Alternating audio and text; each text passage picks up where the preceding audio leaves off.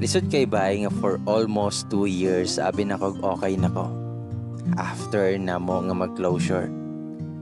Abi na kog last na to, dininig human kay okay na may, or ako. But I failed. Ni-contact siya na kog balik and I was wondering why. Gusto siya nga mag-best friend na lang daw me.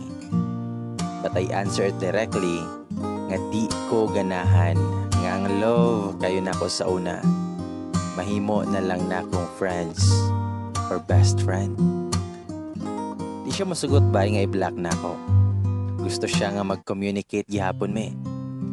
Pero naglibog ko niya, as in, pwede raman unta ko niya diretsoon nga love pa ko niya. Pero maybe mahadlok siya tungod sa iyang gibuhat before. Both may bay galibog pero para nako okay na siguro ang inaanime. Kaysa naman nga magkasakitan gihapon me. Same sa gibuhat niya before.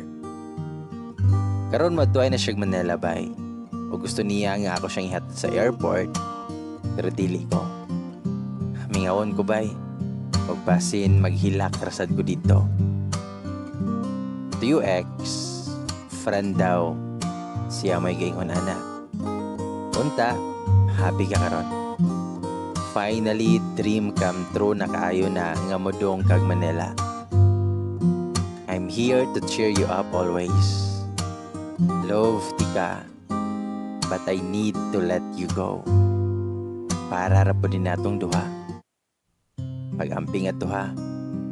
Unta, safe, kadto. Love, Jan.